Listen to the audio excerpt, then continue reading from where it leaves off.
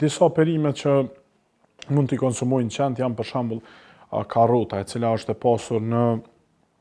pasur me beta karoten dhe mund të jipet edhe e pa zire apo e pa gatuar.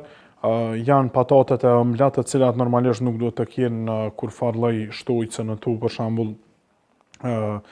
kripra apo biberna të ndryshme. Tjetër është brokoli, i cili është i pasur në vitaminë C, mund të jipet në sasi të vogla dhe të ndahet në pjesë më të vogla, mirë po jo të tepruar për shkak që mund të shkaktoj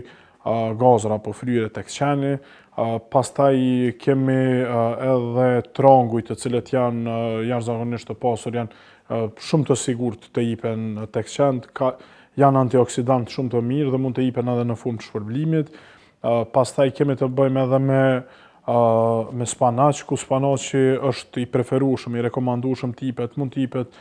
si shtojcë ushqimore qenit, mirë po normalisht që jo në sasi shumë të mëdha, për shkak që në disa raste ndoshta mbidozimi apo të jipet më tepër se që duhet, mund të shkaktoj një irritim të lehtë gastrointestinal, ku mund të jap një barkëqitje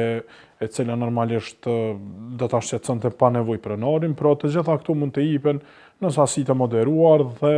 normalisht që pa